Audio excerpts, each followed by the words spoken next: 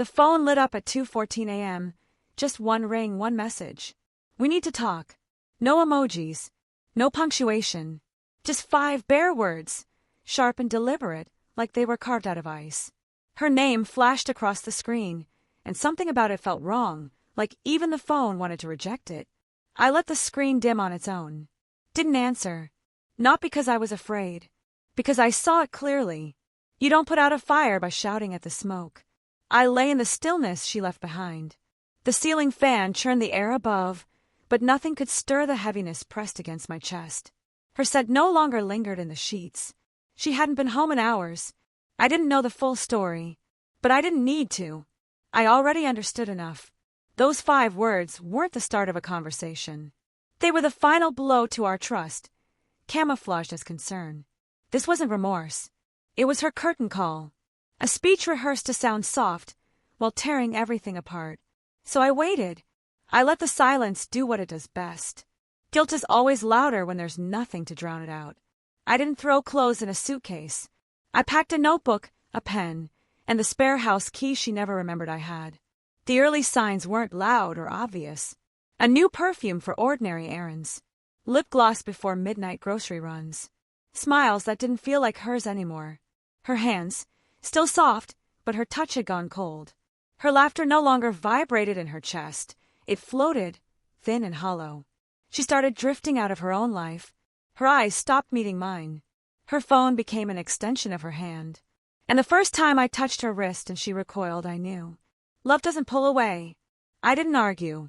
I didn't cry. I didn't question. Emotions blur the evidence. And I needed clarity. So I watched. I paid attention. I tracked the shifts, noted the patterns. I didn't snoop through her messages. I followed her movements. She had forgotten the family tracking app was still logged in. And I didn't remind her. Day after day, it painted a map. She left for work, but didn't go straight home. Always a detour to the same address, D2. The same building. Suite 804, some law firm. Said her friend worked there. I found out his name. I knew what car he drove. I learned how he always held the door for her, how his eyes stayed on her like he didn't want to blink. I documented everything. Phone records. Credit card charges for late-night meals we never shared. A voicemail where she called him babe. She never once called me that. I didn't need a photo or a video. I needed a pattern. A foundation of truth. Cold, clean facts. I wasn't chasing revenge. I wanted something better. Control. That morning at breakfast, I placed the envelope beside her plate. Said nothing. Let the truth sit between her toast and her trembling hands. She opened it. Her face went pale. She looked up, opened her mouth to speak. I lifted my hand, no. She tried again. Still no. She reached for me. I stood. No yelling. No drama. No dishes flying.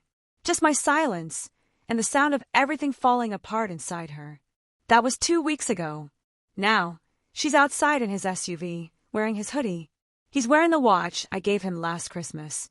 She didn't glance toward the window, but he did. And he didn't come alone. 2 guys stepped out behind him. Loud, big, hard muscle. One smirked. The other cracked his knuckles.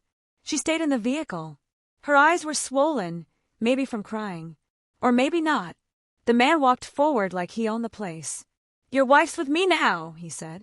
We're here to grab her stuff and smash her face in. I just smiled.